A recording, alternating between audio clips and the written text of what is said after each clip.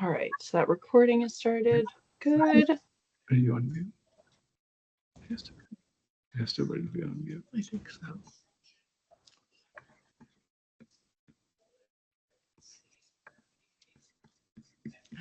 All right, great.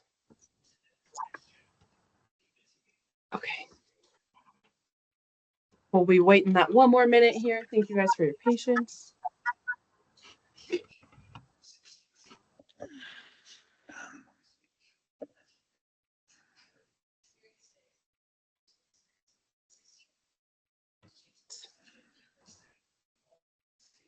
Perfect.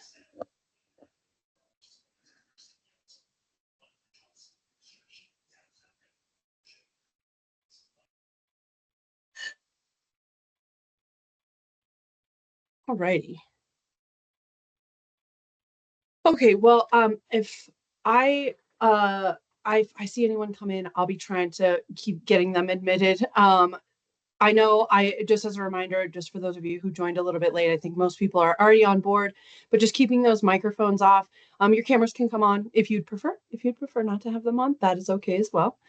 The meeting is being recorded, so we've got a recording going right now, and we will be sure to email when it goes up on our YouTube channel. We'll be able to email that link to all of you, and then also with anyone that wasn't able to join us tonight but is interested.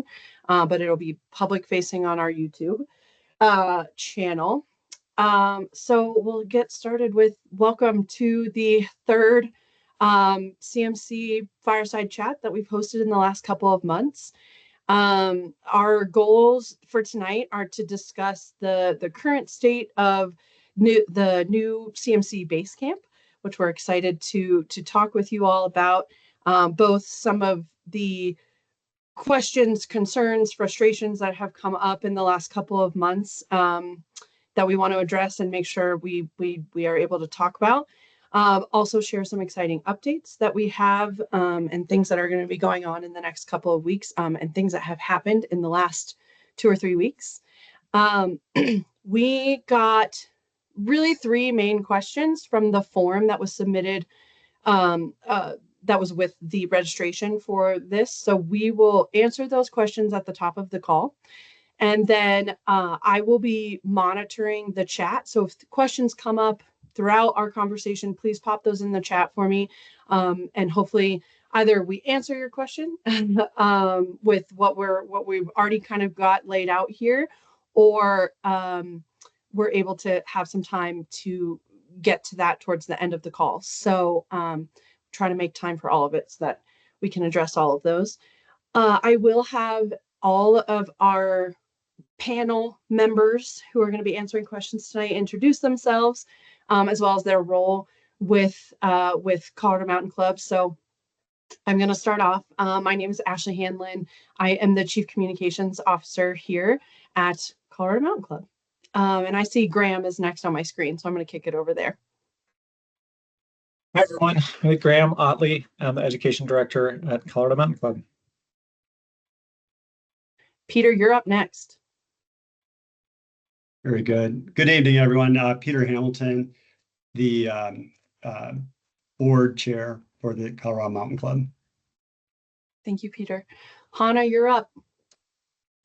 Hey, everyone. My name's Hannah. I'm the Youth Programs Director at the CMC. And Madeline. Hello. So I'm Madeline Buckner-Lane, the CEO here at the Colorado Mountain Club. Celebrating 1 full year in that role today. Congratulations. It's a big milestone. A lot has happened in the past year, and we're going to talk about a lot of it tonight.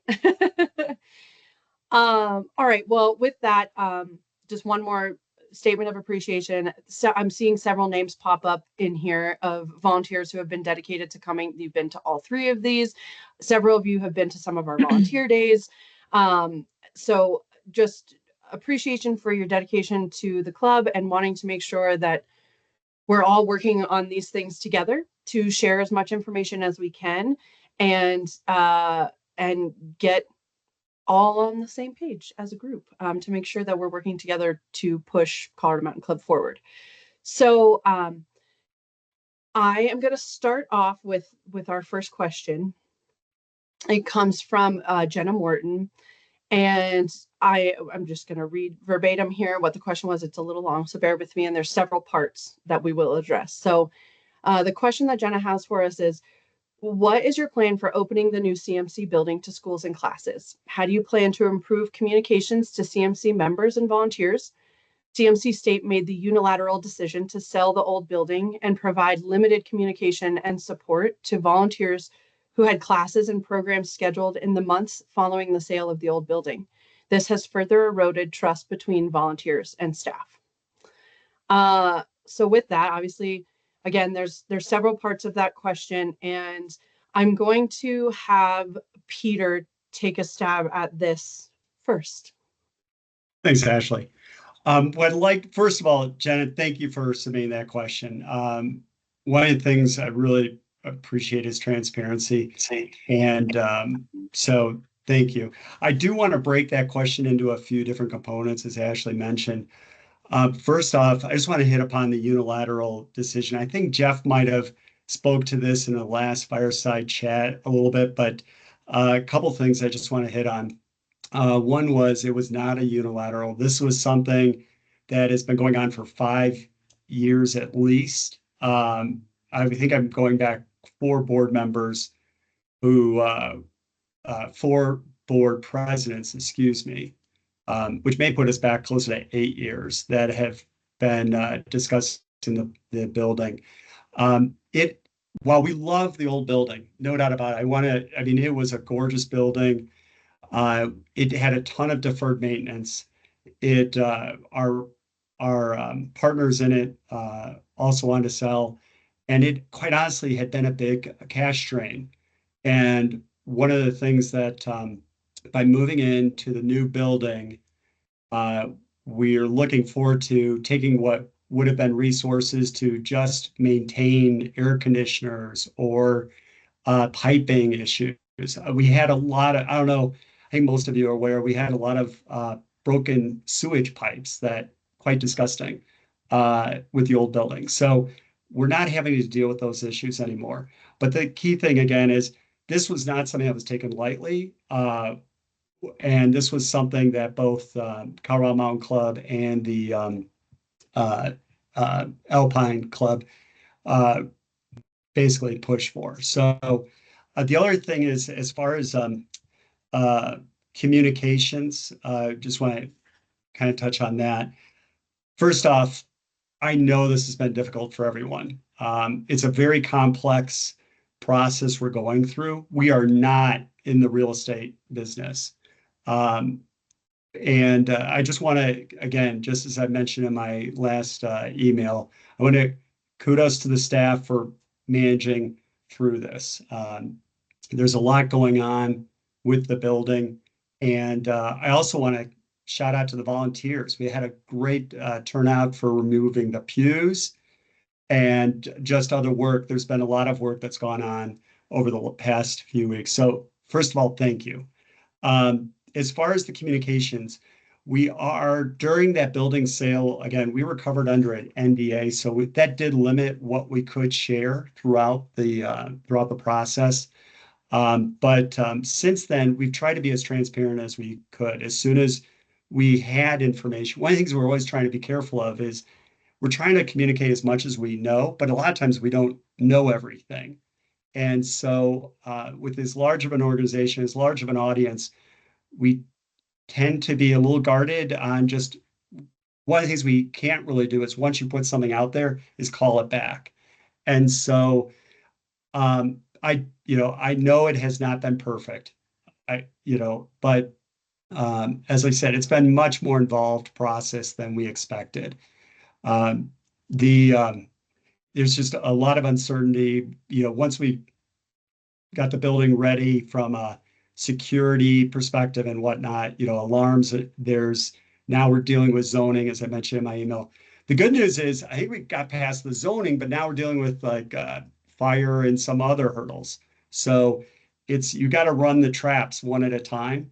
And that's what we're trying to, we just need to make sure we're compliant. We don't open basically violate a lot of laws and then have to shut down immediately. So I do ask for your patience on that. I know it has not been easy. We are trying to open as fast as possible. Initially, when we opened, by the way, going back to my email, phase, I think we called this phase 2. We're going to open, but the building isn't 100% set. So we will still only have a limited amount of classes. But I do want to point, Ashley, do they have the blog? We keep a blog out there, and Madeline's been pushing communication. Ashley's been pushing communication, but we're trying to communicate as much as we can on that. And then, I think that basically hits upon all the items. Madeline, anything else you want to add?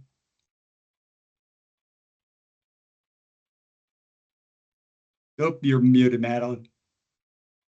Ashley, do we want to go into the next segment about Yeah, programming? I did want to say, or- Peter, thank you for mentioning the blog. And Carol Munch, I can see you asked for it. It's just above your message. The link to the blog is right just above your message. So it is in the chat now. Just wanted to address that. Okay. But yeah, Madeline, if you could maybe speak more to the internal programming side of like, especially when it comes to like these zoning issues that Peter has mentioned, how that's impacting our like programming as a whole, I guess.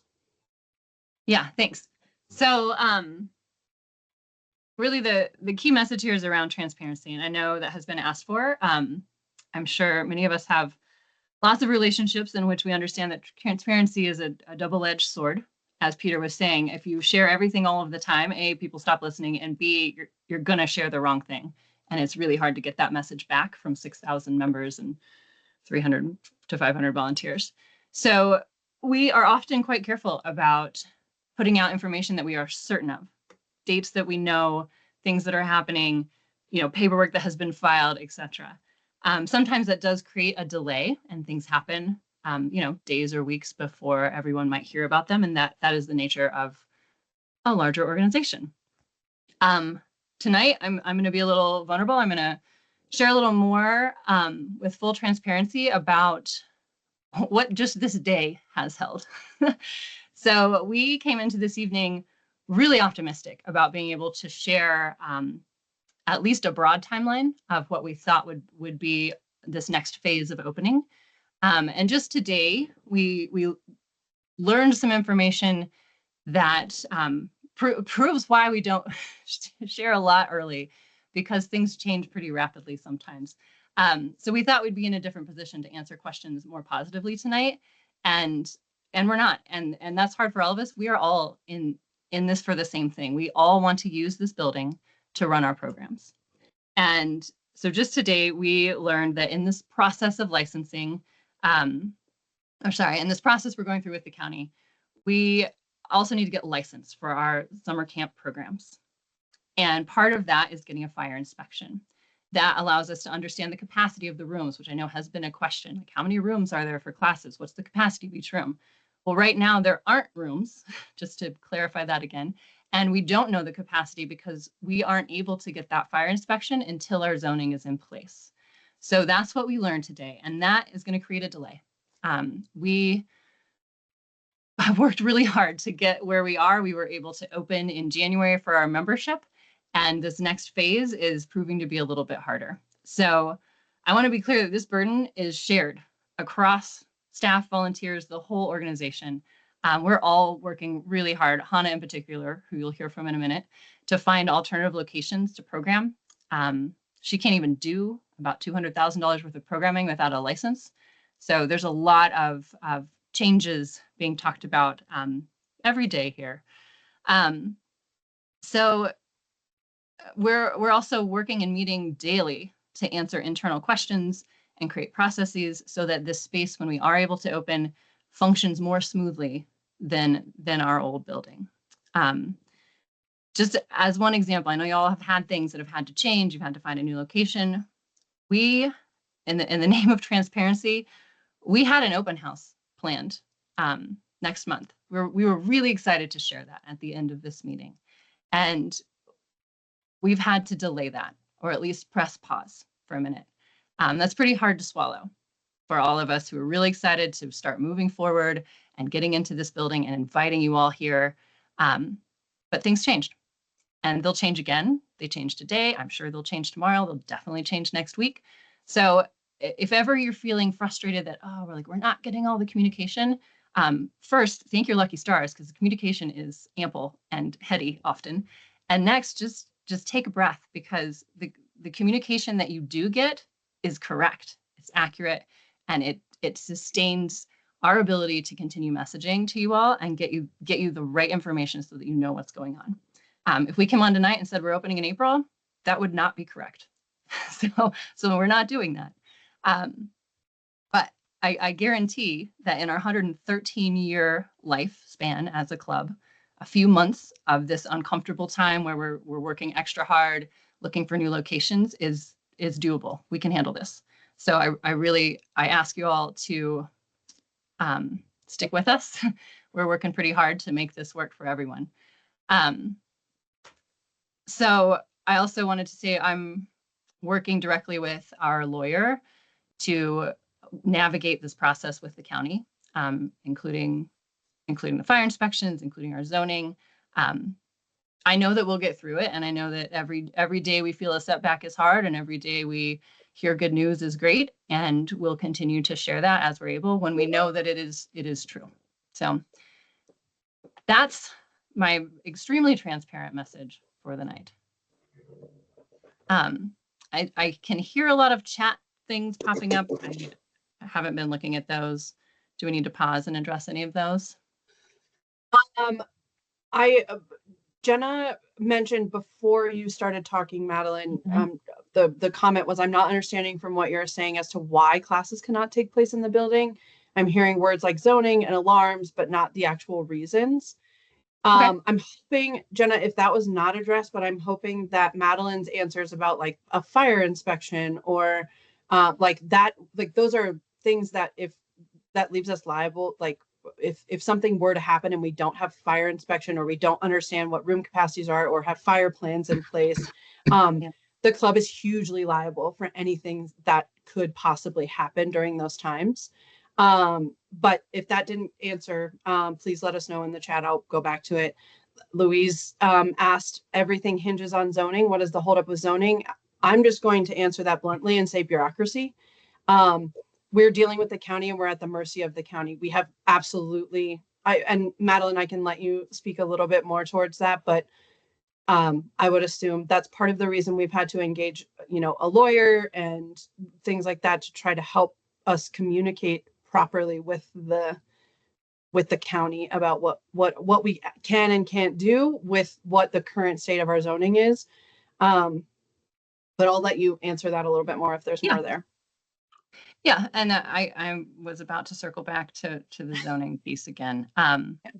Zoning has been on our minds a lot. So Jenna, the reason that we cannot do programming right now is because if we have cars in the parking lot every day and people moving through here doing the uses that we have identified with the county that we're trying to get zoning for, we could get a code violation. That might not be a big problem. We were willing to play with that, but that might put our licensing at issue, which means that the summer camps that Hannah runs would not get their licensing. Potentially, we couldn't get the building license at all, meaning that our $600,000 youth programs department would lose a third of its income and its ability to offer really important programming to our community. So we're not going to flaunt the rules and do things outside of this process for expediency at the risk of the rest of our programming. There's no one program that is valuable enough to risk the entirety of CMC for. So that's why we're not open right now to hosting ongoing courses and classes. We are open to membership. We opened in January, a mere 2 months after we moved 30 years of operations across town. So I was really proud of that. We were really excited to be open our regular hours, 10 to 6, Tuesday through Thursday. You can make appointments on Monday and Friday, so that's still available. And that is a separate use than our education. And I'm sorry, I started to read that and I didn't get the rest of it. Sorry, I'm just trying to,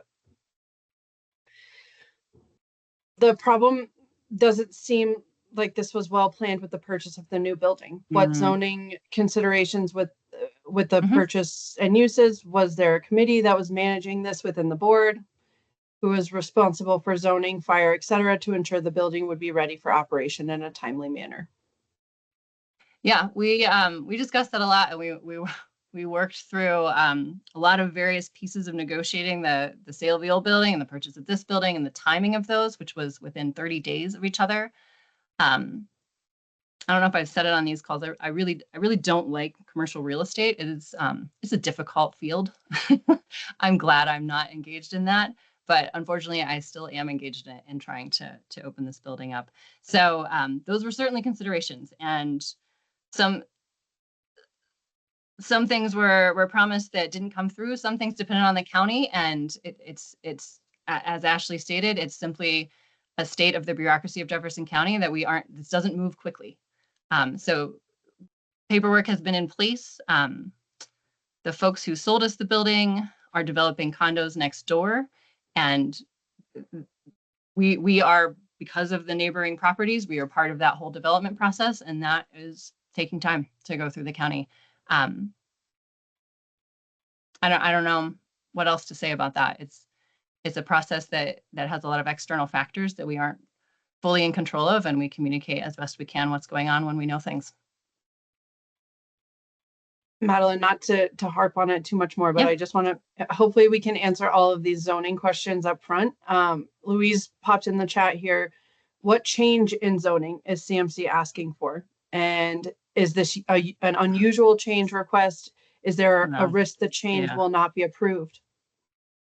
Good question. So it's not too unusual. It just, these take time is all that I have heard from everyone I've talked to about this. The risk that it might not be approved is if we start doing things before we are allowed to do things. That is why we're being cautious in our opening, our full opening to all of the things that happen at CMC. What was the first part of the question? I'm sorry. What's the change in zoning? Is it that yeah. we have childcare, or what's the? Nope. It's from what was a proposed senior living center that was going to augment the condos being built to all the things we do. So I haven't worked in zoning before, but it's not an overly complicated change. It is just, it's a change. And when you request a change to a planned development and a parcel of land, it has to go through apparently many processes in the county, including legal. There's deeds. We had to go back to our lawyer to talk to the title company about a piece of the property that wasn't closed. I mean, I could go on about legal language here. I don't want to get into that, but there are so many parts of how the deed works with the zoning and the development, and that is what we are working through. Oh, and I know that folks think, well, it was a church, so there were hundreds of people here all of the time. The church operated without zoning. So we are trying to get things in place so that we are operating under the correct codes and laws. We as CMC don't feel that it is prudent to operate outside of the county's legal code system. So that's why we are waiting on this. And again, like I've said a couple times already, one of the risks of proceeding a little too fast here is that we might not get the zoning we're asking for, and we might not be able to get licensed and might not be able to run any of our programs and continue what we're doing here. So I think a few more months of being cautious in our approach here is well worth the longevity of our programming at CMC. Madeline. We obviously can be open to more questions, but hopefully that is enough of our general zoning and things like that. Hannah, if you wouldn't mind speaking a little bit more, I know we've talked a lot about like the impacts on programming and all of our programming, but maybe just more specifically about youth programs and the impacts that improper zoning or incorrect zoning or not being licensed might have. Like, why is this a big deal for us? Yeah, definitely. Thanks, all. And I think what Madeline and Ashley have alluded to the last few months, I have learned so much about zoning and rezoning buildings, and on the phone with the West Metro Fire Department almost on a daily basis for the last 2 weeks, really trying to push them to get all the details to make sure that we're informed on why these decisions are being made. So when we moved facilities, I had to re-license our childcare licensing. We have, as youth programs, we do licensing programs, which include our summer camps, which is a huge amount of our time and energy. And we also do non-licensing programs with schools. And this kind of led down to the path of getting re-licensed. We had to have a proper zoning letter that states that this building is no longer being used as a church, and that is still in the process. We were hoping that, we have this letter that says we're working on getting this zoning completed, and this was not enough for the fire department to come out and do that inspection. The other thing needed for licensing is a fire inspection and a health inspection. So there's kind of 3 purposes, and this obviously mostly affects youth programming and us getting to do programs in our building, but the fire inspection was also something that we all decided that this is something that we have to have before people are in the building. We don't know the capacity of the room right now with the exits that we have. So it is affecting our youth programming a lot, but this process to get to fully licensed program also involves this fire inspection, which was confirmed today that this can't happen until the zoning of the building and the change of use is completely through the system and complete. So we also, as youth programs, feel the struggle and the stress of finding outdoor spaces, or alternative spaces. I'm now tasked with finding spaces for our summer camp, which are running 10 weeks in the summer, Monday through Friday, 8 a.m. to 4 p.m. It's looking like it's going to be costing us a large amount of money to be renting a facility for that amount of time. I know you all have experienced some of this with your groups. And just trying to emphasize that we are on the radar of licensing for the state of Colorado. They know that we're working on this. They're trying to work with us. Same with our fire inspectors. They tried every which way to get in there and give us a fire inspection. He went all the way up to the deputy fire marshal of West Metro Fire District, just trying to go through all of our building layouts, what we currently have, and they just weren't, they're just not able to come out and do that for us. And it is kind of a roadblock that we are in right now until that zoning is completed. So kind of just giving a better insight of how it's affecting our program, our staff led program, as much too. I definitely feel the pain and need to be in our building and using our building as soon as possible. Definitely can empathize with that. I don't know if there's anything else I need to hit, Ashley and Madeline, on that, our licensing, but it's kind of led down this long road of now I know a lot more about zoning laws. Thanks, Hannah. Yeah. Well, I think that makes a lot of sense. And I don't know, I hear like the frustration in your voice, but also like, yeah, just a kind of a commiserating thing of like, we know like volunteers are going through the exact same thing, trying to find spaces for the many courses that we offer and the cost that has has this unanticipated, unbudgeted for cost that is impacting all of us. And so that is actually a really good segue into my next question here, which comes from Louise.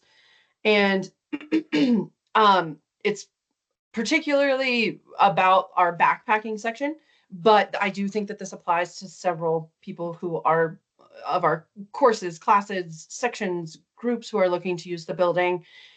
So obviously, yeah, not to read Louise's statement here, not being able to use the event space at the CMC base camp is costly to the BPX section. New member night was the most effective way to promote backpacking section and get new BPX members. As a consequence, our membership and associated income is down 30% already this year. With few members, we have fewer people to call upon to become BPX trip leaders. This impacts our ability to post more trips on the calendar. I've spent many days and driven many miles trying to locate event spaces for BPX, the 2 signature spring events, one for 35 people and one for 100 people. Not only does this amount of effort lead to volunteer burnout, but it means I have less time to serve CMC as a trip leader. Although the rental cost of the locations I have found is being covered by Denver Group Council, the cost of, sorry, I'm not sure what that, the cost of food and beverage will be higher than budgeted due to having to pay hotel prices. So again, those 4 points are in there. And I'm going to ask Madeline to address this question. Yeah. I mean, the very short answer that is not helpful is that we know, as Hannah just said, we know.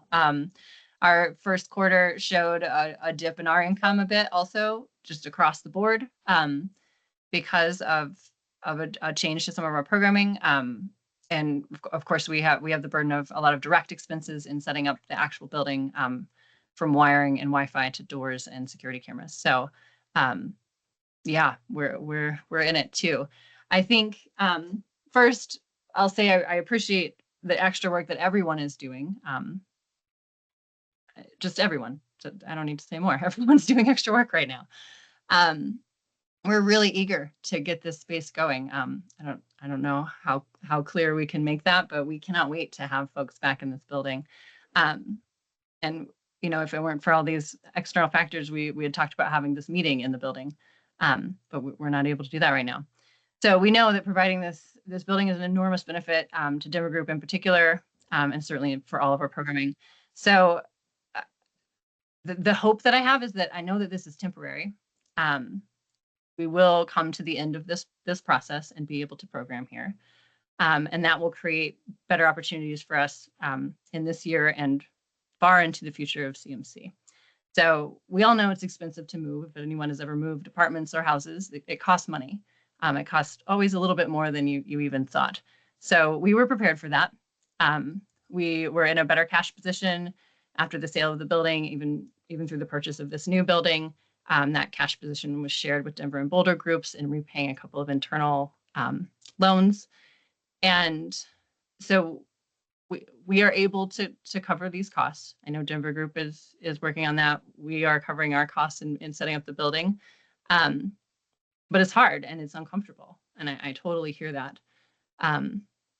So I can suggest reaching out to Northern Colorado and Pikes Peak Group as we continue to navigate finding external spaces. They don't have a clubhouse in their neck of the woods, so they have always programmed in some really great spaces. They have amazing partners in their areas, and I know that we have some great partners, and we can continue to work on those. And we are, of course, looking forward to being able to host all of our programs and events here again. We're really eager to have everybody back here. So over the coming months, we need to continue, spending a little bit more in order to secure spaces so that we can keep doing our great programming until we can get it back here. Thanks, Madeline. I do want to acknowledge some things that have popped up in the chat through that conversation here. Georgie with Winter Camping School has found a great space not far from the clubhouse rental fee is low and the locations include, like, sounds like it's a really good option. So I would encourage, maybe we can share some more about that, which is great. I know you mentioned that up at the top as well. The two other things I'm seeing pop up in here are really specific about new and prospective member night. I know that is a really valuable thing for a lot of people. It obviously is valuable to the membership department as well. And there is work to try to get that done. We thought we had a place lined up for our January one, and unfortunately we that fell through, which I know, again, you all are feeling that same level of pain, because you put in a lot of work and effort to try to set something up, and then all of a sudden it doesn't end up working out. And it is something that is top of mind for myself and the rest of the membership department, which is currently, we're working through a lot of things, also like trying to balance commitments within the building and trying to like balance our time between getting our space ready and also like hosting these events. So it is on our minds, and I don't know, we're really hoping Let Ashley to finish BAMF first, and we can ask her again in March about when we're scheduling a new member night. Please come to BAMF. Yeah. Okay, so there's another one that just came in. Give me a moment. Sorry, Lisa.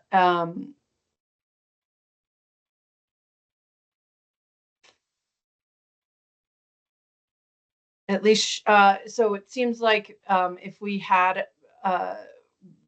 Lisa, you're with backpacking school, right? That's what you're trying to coordinate right now? Sorry. Yeah, I believe that's correct. Yes. Okay, thank you. Yep. So yeah, obviously a large school. So Lisa was mentioning it would be helpful if we all work together to broker bigger deals with event spaces rather than everyone trying to find their own spaces. I will say, I know Mary has found like bigger places that she's trying to connect the same people with. Like, I know the Unitarian Universalist Church is, I think WTS is working with them, as well as either Wilderness Survival School, I also believe will be working with them. So we are trying to say like, hey, we already know these people are super easy to work with, sending people there. But it's really tricky because, as many of you know, Mary would get requests for, everyone's needs are very different. The sizing is different, the timing is different, and it's hard to line them up. That's why it's so nice to obviously have our own spaces that we can book whenever we want. And we're not competing with any outside sources. And in this case, like when we talk about libraries or things like that, there's other constituents who are also booking those areas. So, I mean, it's a lot of layers that we're all trying to work through with that. But as much as we can, absolutely sending people on to the same places. Like connecting people with like, okay, yeah, again, we know this place really works. So, And we do have that list of trying. event spaces, some of which we have good partnerships with. We've worked with the New Image Wheat Ridge Brewery several times. They provide a free event space in the back. We've worked with I forget the name of it, but up north from us where we had our staff retreat, we have a brewery up there with a beautiful space that we've worked with. So we do have some connections and some really great spaces. And I know, as Ashley said, sometimes it doesn't work for specific group needs and class needs, but we have brokered some of those already, and we certainly are continuing to do that as folks find different spaces like the church down the road. Okay. Oh, Madeline, thanks for answering that other question from Robbie and Dury in the chat. Okay, so I'm going to move on. Again, we still have room. We're 40 minutes in. Good gracious. This is our last formal question that came in through the form, but I do think we've also been able to answer a lot of these questions in the chat. So this is from Judith Childers. She's asking us about what really happened to the climbing museum and the CMC portion of the library? Where is the AAC moving to in Golden? I'm gonna ask Madeline to head on this question, but also acknowledge, like, we've done a lot of talking about this. So a lot of you may have already heard it, but I know it's important to reiterate. People are super passionate about both of these things. So ditto. Yes. So we've talked about this. We know that folks are very concerned about the museum and the library. And I'll just state the simple fact that CMC has never owned any part of the Alpine Club's library. In 2018, we signed a deed. CMC signed a deed of ownership with the Alpine Club's library staff to take on the CMC archives. They were able to manage those better than we were at that time. So our archives are with the Alpine Club's library. We did update that in 2023 to say that our archives cannot leave the state. So if the AAC ever does leave Colorado, those archives return to us. So they're protected in that way. The Bradford Washburn Mountaineering Museum, while CMC participated in the establishment of that about 20 years ago, the AAC was and still is the sole owner of all the museum materials. So we worked together to build out the physical building. I believe the climbing wall was part of a huge capital campaign. I believe that was completed in 2008, and has lived a long life. And it's hard to see things like that change, but ultimately the Alpine Club owns that, and they have the ability to make decisions for themselves, the library and the museum. The CMC archives, again, are held for us, and we do have access to those and will continue to. And what I do know about the Alpine Club right now, they have a year-long lease at the AMC with the new owners. That worked for them. And they are in a very large process of packing the museum, archives, and the library for storage. That is what I know from the Alpine Club. If folks want more detailed information about the museum or the library or the location of the Alpine Club, you'll have to reach out to them. Ashley's just shared Shane's email address. He is their communications guy, and he can share their future plans. Again, they're a separate organization from us, and while we partnered for many, many years, we do not have purview over their next moves, if you will. That's really the long and short of the library and the museum. And I do know that it has been for many years a dear asset to our community and a great resource for us. So I'm eager to see where they do it or where they go with that. But I know the Alpine Club has shifted a bit over the years from a more regional focused group to a more national group. And so they're making changes that fit for their organization, the same that we are for ours. thank you, Madeline. I appreciate it. Perfect. Okay, so Can I add to? I know Peter wrote in his email. We did get a few of the pieces from the museum. Again, we were able to take a few things that were offered to us as they pack up. We've got one on the wall and a couple more that are going to be implemented as we build out the large room. So we're excited to continue our relationship with them and our archives, as well as using some of those pieces. Back to you, Ashley. Sorry. Perfect. Okay, well, I'm hoping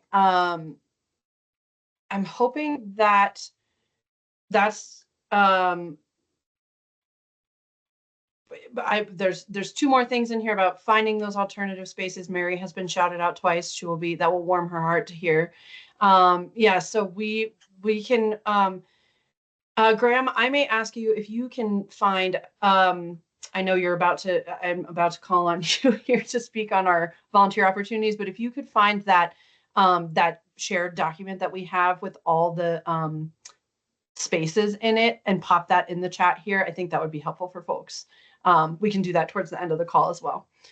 But I can shift gears a little bit here. I know Yeah. Oh, wow. That was fast. Thank you, Graham.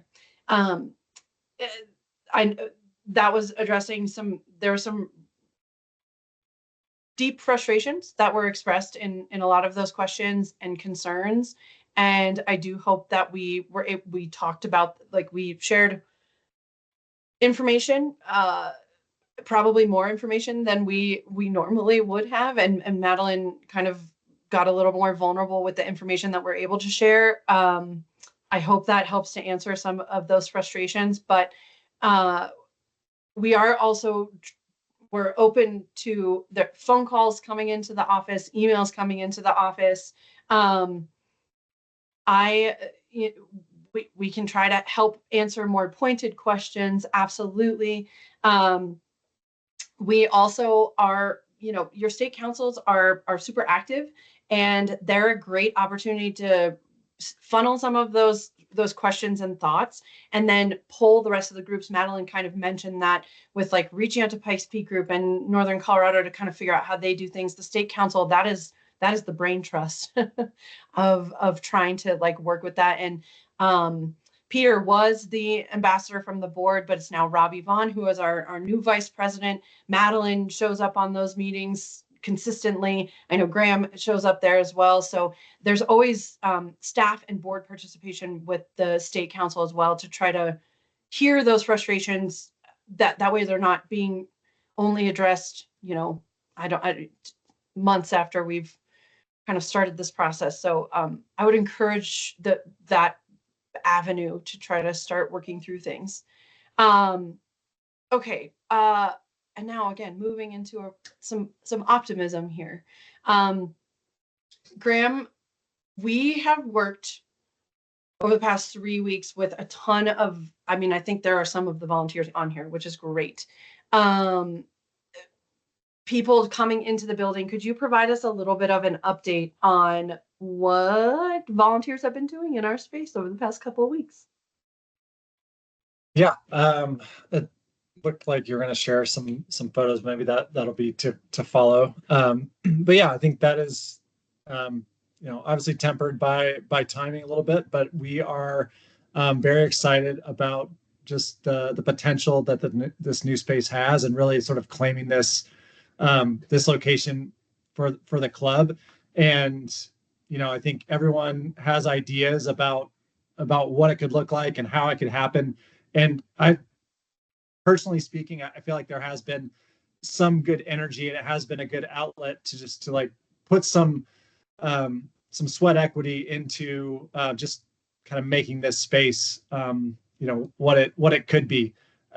So more specifically, we've had, I think it was, well, altogether, including the move out of the American Mountaineering Center, was probably the biggest turnout for volunteers. We had at least a dozen in the AM and then a dozen in the PM session. A lot of movement over a couple days, moving all the things that belong to the club into that new space. And with that, we've had 2 other work days, and one of them was just tackling the big room, is what we're calling it, which was the sanctuary, the LDS Church's main sanctuary space. And already it's, I feel like it's less and less of a church every day, and more of the clubhouse that we're excited about. So we had a lot of crews come in. I think there were some amateur skills and some more professional skills involved with that, some back labor. We had men, women show up, all sorts of folks, and also did some room conversions. I'm trying to think what else. Some folks did some decorating with these Hall of History archive pieces. So we did put some specific effort into that.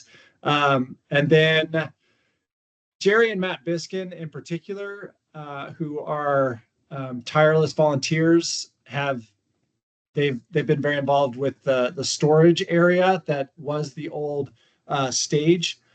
So that is now a very functional gear storage room. Sometimes I just go in there to relax and look at gear. And then there's the press essentially has has about a third of it on the west side of that stage. And so, I mean, I think, again, it's an outlet. If you're interested in basically just getting into the building, being part of this slow renovation process, we'll gradually come up with another list, a checklist of projects that need attention. And for me, like, compared to like spending time in front of a computer, it's a great way to just connect with volunteers, and just kind of pour some energy into that new space. So. Perfect. Thanks, Graham. I shared a bunch of pictures in the chat. Sorry to inundate you, but I'm pretty proud of the work that those volunteers did. So wanting to share that. I also want to address some things that popped into the chat. Michael has generously offered $10,000 an hour for his private home in Evergreen. So if anyone wants to take him up on that, I think that would be great. Sounds like, yeah, there probably are a couple different versions of the form that Graham shared. But that link right now is the most up-to-date recent version, the one that Mary is working from. Steve kind of chimed in about the AAC and the library and the CMC archives in particular. So it seems like Steve is very active with the library staff. And actually, yeah, they were in our building. Steve and Phil Comer a couple weeks ago with AAC library staff to look through a lot of conservation archives that had come from that were being held by the library that we needed to go through to kind of figure ourselves out. So we have a lot of faith in their ability. They are well trained.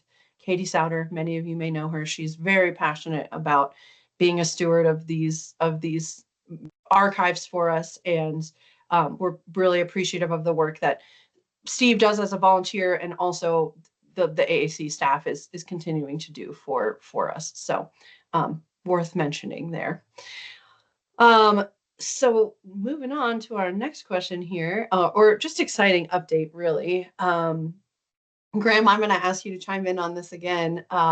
We have an exciting announcement and some big changes that are going to be happening in that gym next week. So if you could talk about that a little bit, I'd appreciate it. Yeah, so we have a contractor. It's a local climbing wall company. There was a long process vetting different potential vendors, and we eventually landed with this company, Eldorado Climbing Walls.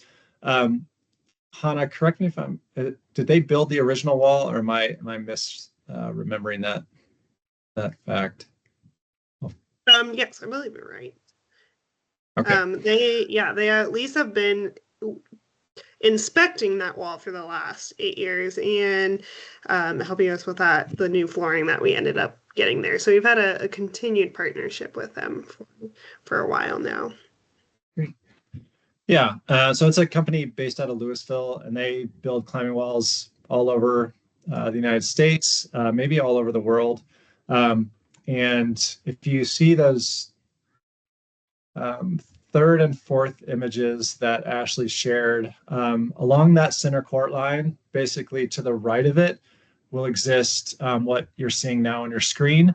So that's kind of been the first major just investment into repurposing that gymnasium space, which will really, the design was specifically created working with them for youth programs, but also specifically for classes for education.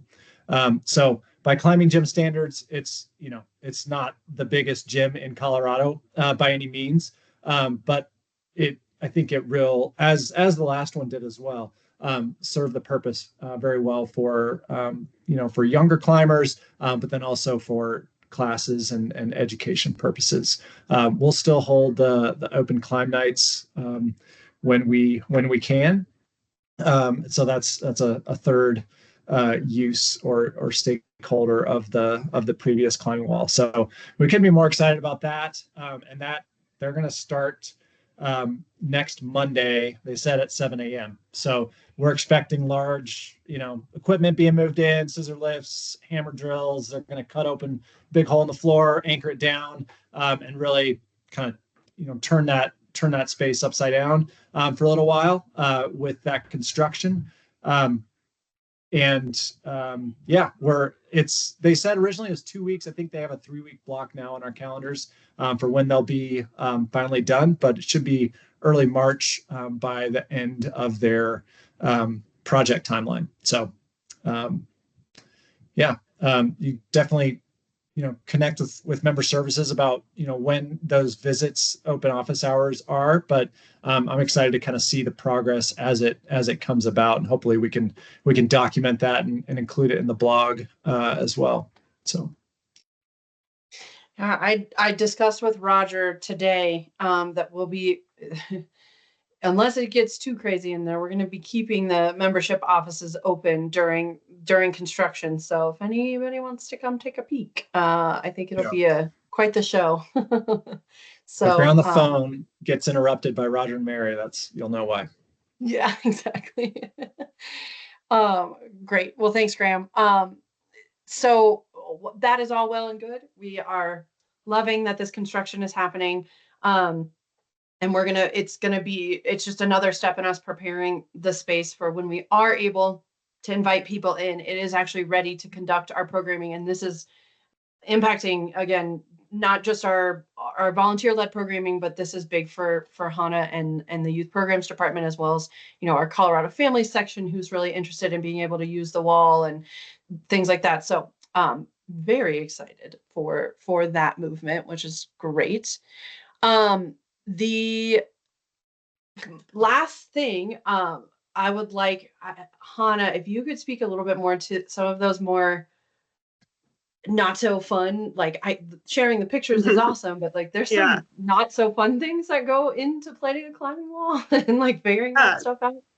Definitely. So this climbing wall is certainly more advanced and modern than our last climbing wall, which just comes with new aspects, which is really exciting because it's going to give us a lot of variety on the climbing wall. And while we are still waiting on these external factors that we've been talking about, like the zoning and the fire inspections, we are doing everything internally we can to be completely prepared to get on the wall and use the space as soon as we're allowed to. So a few things we're doing for that. We are in the process of training and starting kind of a climbing wall manager. This is going to be someone who is helping oversee the daily operations on this wall.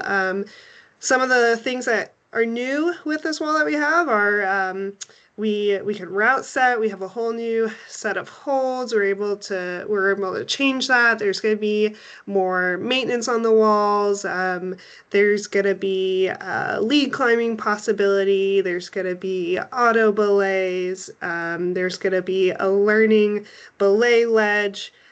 So a lot of new aspects to the wall that this climbing wall manager is going to help oversee. Graham and I, along with a bunch of external resources and help, are creating a new standard operating procedure manual for the wall because of, like I said, the new aspects that come along with it. We will also have a climbing wall leader training program set up and ready to go so we can get people recertified as a climbing wall leader on the wall as soon as possible, so we can get those classes going, so we can get those open climb nights going. And then a lot of other stuff like signage, getting our route setting tools ready to get climbing holds on the wall, wall maintenance, auto belay installation and checks on a yearly basis. So like Ashley said, a lot of the nitty gritty stuff that's pretty exciting that we'll have access to, but just adds some more complexity. But it is stuff that we are in control of. So we're making sure all those systems are in place so that when we are able to open the wallet, it's all ready to go. Great. Yeah. Thanks, Hannah. I know that's a lot. I want to be respectful. I know we're 2 minutes over time right now. I've not seen any other questions come into the chat here.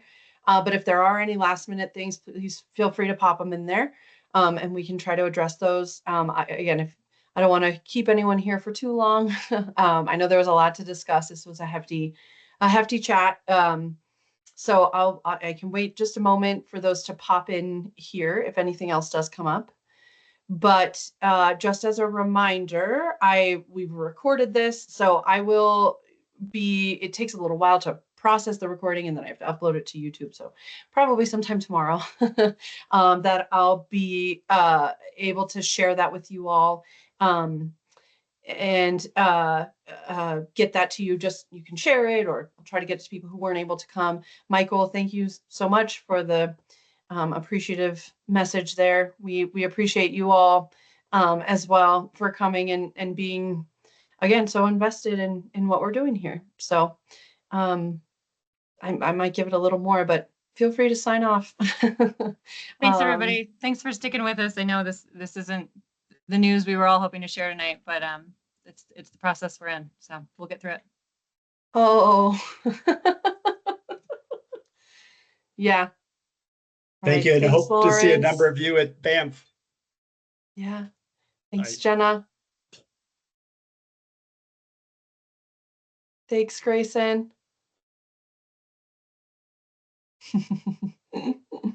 Wonderful, wonderful. All right. Graham's been replaced.